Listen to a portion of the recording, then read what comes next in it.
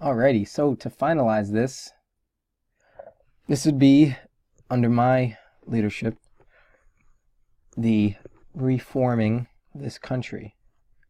Here you'd have the mass populace, okay, or mega populace, where people, sheeple, as we know, if those people who want to live, they can live there.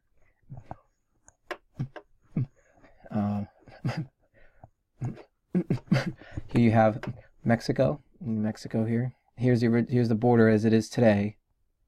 Here's the new border. Here's the native free America. Here is native, and here's the rest of the land. The native free America. So Native America. The native free America.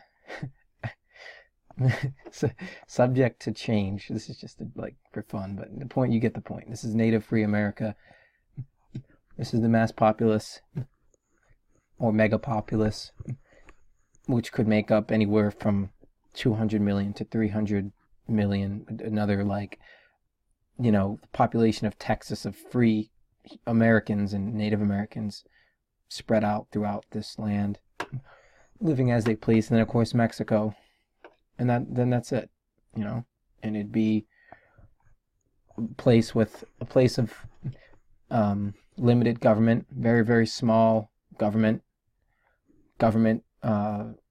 officials spread out across, reachable everywhere, and basically would be the people. They'd have places in every place, and then places out here, because we still have modern technology. People would want to be without it, whatever. But let's just say there's a system, there's a way to have every person who wants to. It's going to be very big. It's not just going to be questions on the ballot or whatever, but every citizen gets to vote. And this would be the electoral, or whatever, the regular, the normal vote. It'd be considered the electoral vote, and it would it would be basically, there's no extra points. It would go by the exact number of people who voted in equally from here, whatever. It'd be the electoral vote, as in the election, the elected vote. And it'd be the total number of population. People off the grid don't have to participate because they have the right to live the way they want to live. They don't have to participate. But basically, everyone would still be required to vote. It'd be limited government, but you would still be required to vote to choose candidates, right? Who will be elected. There is no one ruler, no one president, so you're electing multiple people who together represent literally everybody, and I mean definitively, they represent everybody, what everyone says, because this is so this is the point. What I would change, the voting would be so that you have the electoral vote, everyone votes. Say you have a population of 300 million. Well, out of 300 million, you'd see what names, you see how many of that 300 million voted for who and what. And that's it. That's as simple as it would be. There would be no points. It would actually go by the number of people voted. The individual person, the individual vote would really matter if it was a real democracy. And that would count for something. So you'd count up how many people exactly voted for someone. And if out of that 300 million, say 50 million voted for so-and-so, 60 million voted for so-and-so, and whatever.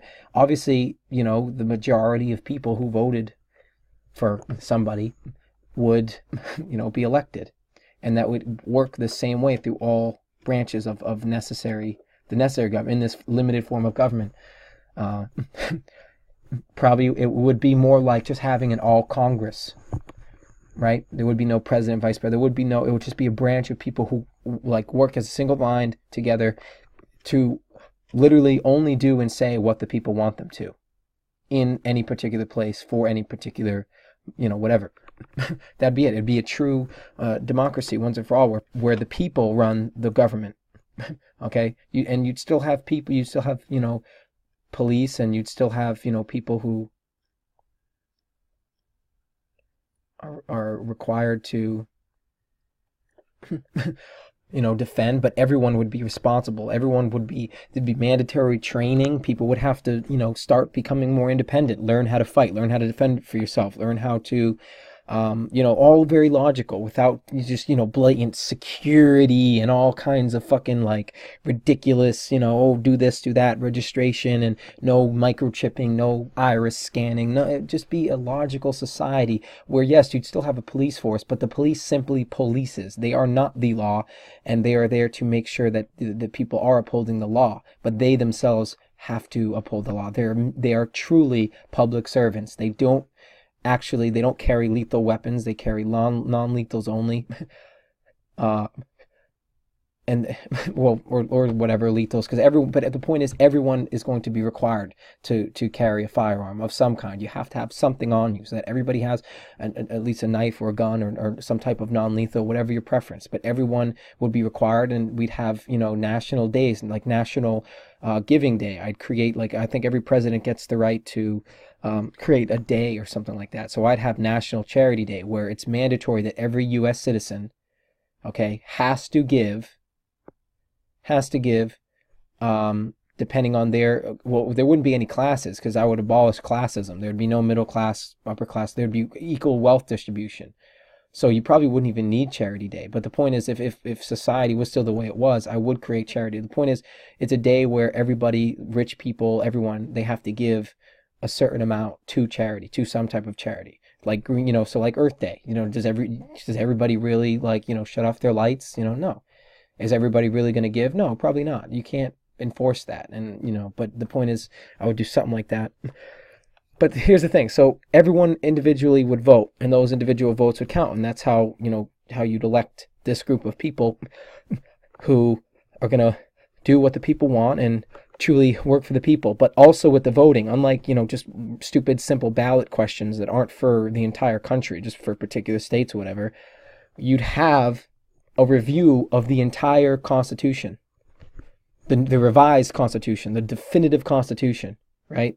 So a lot of the rights and things, I'm going to get into that in a minute, but a lot of the things that people don't realize are there. It's going to be a constitution where once and for all, everything is put out there, and people have to research it. They have to know what their rights are and what they have the right to do and say, and the right that the way they can live and all that stuff, and they have to, it would be ballot questions, much more ballot questions on all kinds of topics they're not just for one state, because there are no states. They're just these open, free land masses. You practically no borders even. It's just free living. Live your life. Be who you want to be. But you can still, barter and trade system, as well as a specific currency. But I'd be working to wean the mass populace, this area, off of the particular currency, the standing currency. But barter and trade would be established. A better trade system internationally would be established. But the popular vote, here's the popular vote, because nations involved in other nations, in fact that America is like literally the ruler of the fucking world, and the U.S. president's like literally like involved in everything. And if the U.S. president, it's like literally why it's like we're already New World Order. Why do we? It's like everything else is for show. The U.S. president does and says everything. Everyone's afraid. It's the nukes and the military, and like we're the best, and all the international policy and international relations and all this stuff. The fucking U.S. pretty much does own the world. Everything we say, everything we do, it always comes down, the U.S. is always involved. So, shouldn't other countries have a right to say who they want to be president? It wouldn't be official, but the new revised popular vote would be a global vote where all other countries, knowing that the elected official is going to be working with these countries, shouldn't be fair and reasonable that they get to choose, they get to say who they feel like would be a better partner. Now, I know you'd still, I'd be correcting this one nation only, and you still probably have other corrupt nations.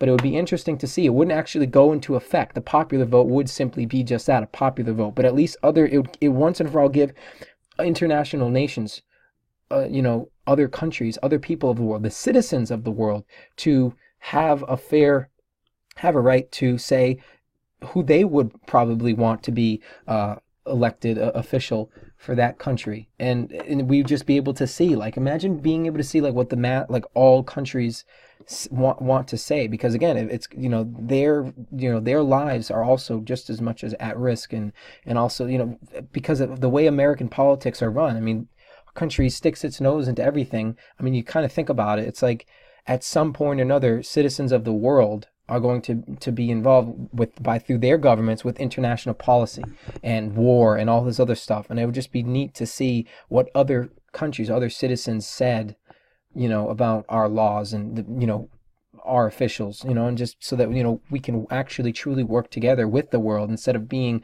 oh, the most important position in the world and boss everybody around, and it's always what America says, and it's westernization for a reason.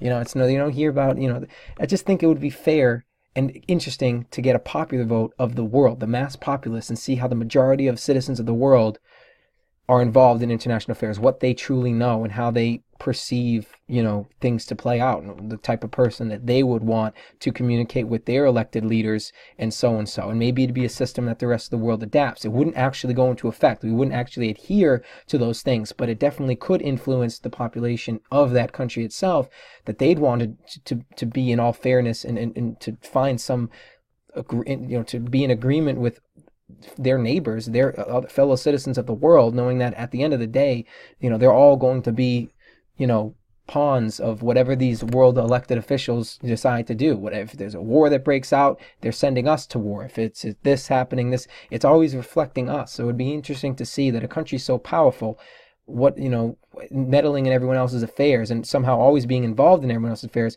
what the rest of the world has to say about its leadership, and how maybe we can better work together if we all work to elect some of the most powerful people in the world. And so that's an interesting viewpoint for me, and I would try to first get it into establishment here, and then again, maybe other countries would use the same system, as we also work towards lessening westernization, or basically weaning off westernization. So what I'd be doing as president to establish this, in the meanwhile, I'd be weaning us off one currency. I'd be weaning us off westernization, and basically pulling back on the government to allow our freedoms to be really truly upheld by the people, for the people, of the people. You know what I mean? So that we can have a nation of free thinking, free speaking Americans who want to just live peacefully, live their lives in this beautiful country, because it's not the patriotism, it's the actual land. A lot of people forget that the only reason we really love this country, we always say this beautiful country, we're actually talking about the country, the dirt underneath our feet, the mountains, the trees, the landscape, the layout of this nation is the real reason we admire it. The real reason we want to live in America is because of the location of the land, the diversity, okay, from east to west, to north to south, the climate, the temperature, the sites. It's really the beauty of the actual nation, okay, of the earth that we're on. So it's going back to nature. It's going back to the freedom, to actually really respecting what deep down inside we're really talking about. It's finalizing and truly defining once and for all the meanings and these laws and of these things, the understanding of who we are, where we are. And that's what I would try to establish for this country. So here's the layout. Got 2 minutes. So before I get into, let me pause this. Okay, so before I get into something else, I want to try to really end this video soon. Going on 15 minutes. Here was a video, as you can see, it was like 31 minutes long, that none of the sound came out for. But it was basically me going over the rights of this nation. I might have to continue this video, but for example, read some of these. Because I believe this is the Bill of Rights. But if you read some of these, our government, our corporations, the CEOs, they're not doing this. They should be arrested. Look, it says no man, no corporation or association of men have any other title to obtain advantages or particular and exclusive privileges. That goes for law enforcement. That goes for our elected officials. That goes for everybody. Okay, distinct from those of the community. In other words, that these people, corporations, men, associations of men, secret societies, brotherhoods, gatherings, collegiate, whatever, fraternities, the CEOs, these people, rich people, they have the same privileges. They don't have, in other words, they don't have any particular exclusive privileges.